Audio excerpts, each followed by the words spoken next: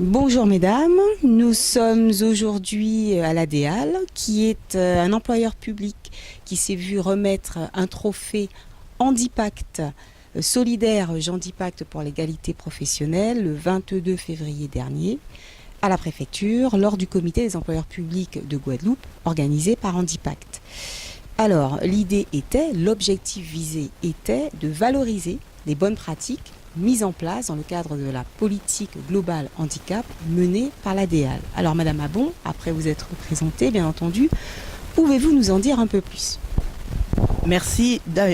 Tout d'abord, je vais remercier Handipact pour ce trophée que nous avons été très touchés.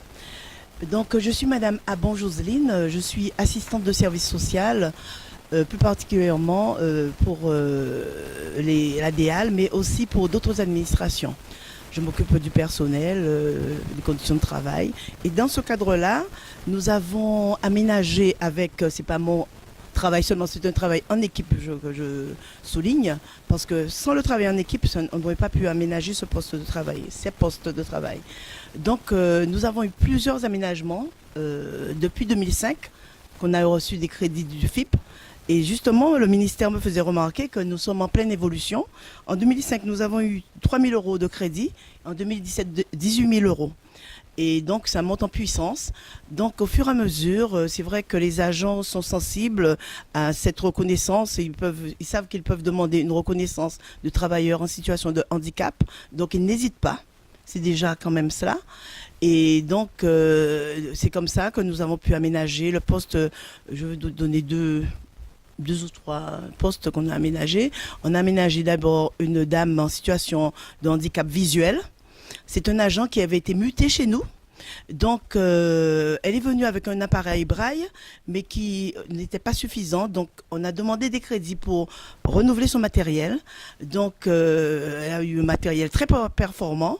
Nous avons envoyé l'équipe informatique en stage en métropole. Elle-même, elle est allée plusieurs fois en stage pour prendre en main son matériel, et ça s'est très bien passé. Elle était au standard, et après avoir eu ce matériel, elle a souhaité être dans un poste de secrétariat, et c'est comme ça qu'elle a été secrétaire du bureau du personnel. Une dame en situation de handicap, c'est vrai que c'était quand même assez particulier. Je vais vous parler encore d'un autre cas, d'un ou deux autres cas. C'est une dame, je vais parler d'une dame qui a une maladie évolutive. Et donc, cette dame, même moi, je n'y ai pas cru, parce qu'elle a eu 3 ans de congé de longue maladie. Et après, j'ai cru qu'elle allait demander sa retraite pour invalidité. Eh bien non, elle a voulu reprendre le travail, et on a tout mis en œuvre pour adapter son poste de travail. C'était pas facile, mais elle avait surmonté son handicap qui était visuel, qui était pas visuel, qui était qu'on voyait. Elle a pu avoir honte de venir au travail, mais au contraire, avec l'aide de ses agents, de ses chefs de service, elle a repris le travail, et nous, on a aménagé son poste de travail avec des boules, avec l'aide du SAMET, je dirais, du médecin de prévention. On avait été visiter Adèle, son poste de travail, il y a eu plusieurs réunions, et juste à présent, bon, c'est satisfaisant. Enfin, hier, je suis passée quand même la voir. La prise en main est progressive. C'est vrai qu'elle a tendance à vouloir utiliser son ancien matériel. Mais comme je lui dis, c'est comme quand on a un dentier dans sa bouche, on est un peu bizarre, mais quand après on s'habitue, eh ben, ça vient tout naturellement. Donc, avec le responsable de prévention, je lui ai demandé de passer de temps en temps aussi, l'encourager, mais ses collègues de travail l'encouragent beaucoup. Et là, justement, je voyais avec Madame Vera Braden, qui va se présenter tout à l'heure, pour qu'on puisse continuer son aménagement de poste en accompagnant pour son domicile à son travail, parce qu'il y a un souci à ce niveau-là. Donc, on va voir ensemble comment on peut améliorer ses conditions de travail pour lui permettre de venir au travail dans toute sécurité. Et on a un troisième cas, on a plein de cas, mais le troisième cas, c'est un agent qui avait eu un accident vasculaire, qui a été paralysé du côté gauche, et lui aussi a souhaité reprendre son travail. Donc, on a aménagé son poste avec un bras articulé. On a eu beaucoup de conseils du SAMET. Franchement, sans eux, on n'aurait pas pu. Le médecin de travail, l'administration aussi a joué le rôle.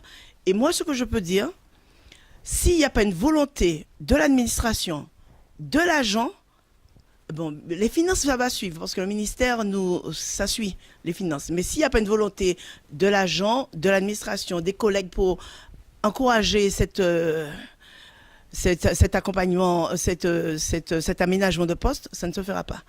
Je vois des agents qui sont parfois moins handicapés, mais qui ne veulent pas reprendre le travail parce qu'ils ont peur du regard de l'autre. C'est un travail de longue haleine que j'essaie de leur faire comprendre que finalement, bon, qu'ils peuvent reprendre quand même au lieu de partir sur une note négative, quoi. Mais on fait de notre mieux. Et je vais passer le micro à Adèle pour qu'elle puisse vous dire plus pour un autre aménagement qu'on fait. Oui, bonjour et merci donc de nous avoir remis ce trophée. Je me présente, Adèle Vieira-Badren, la secrétaire générale de l'ADEAL. Alors j'abonde tout à fait dans le sens de Lynn. C'est un travail collectif et sans ce travail collectif, on arrivera à peu de choses. Il faut que les initiatives viennent de toutes parts. On a eu des soutiens, l'appui du médecin de prévention, l'appui du SAMET.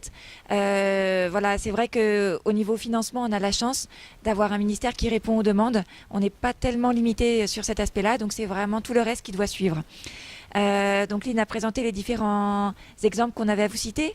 C'est vrai que c'est une thématique que l'on a vraiment à cœur, de pouvoir réintégrer les agents en situation de handicap dans l'équipe de travail. Ça passe par de l'aménagement, donc du matériel, du poste de travail, mais également par des reconfigurations de postes. C'est peut-être quelque chose que je souhaitais souligner également.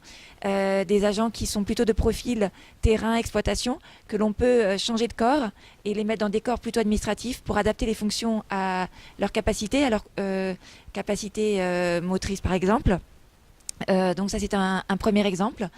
Et autre chose peut-être également que l'on souhaitait citer, c'est le prestataire de nettoyage que nous avons pris et que l'on a depuis 2 ans, Agipsa, donc qui embauche du personnel en situation de handicap.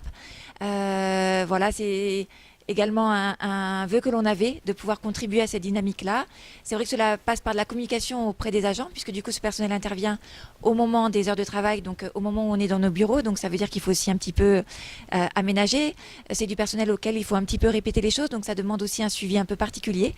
Mais on a une conscience collective qui est bien là, et en communiquant auprès de nos agents, on arrive vraiment à avoir un bon partenariat, ce qui me paraît très positif à l'heure actuelle. Voilà, je n'ai pas grand-chose d'autre à rajouter. Je vous remercie encore pour ce trophée, on est fiers de l'avoir reçu. C'est une belle récompense et j'espère que cela donnera envie à tout le monde d'aller dans le même sens.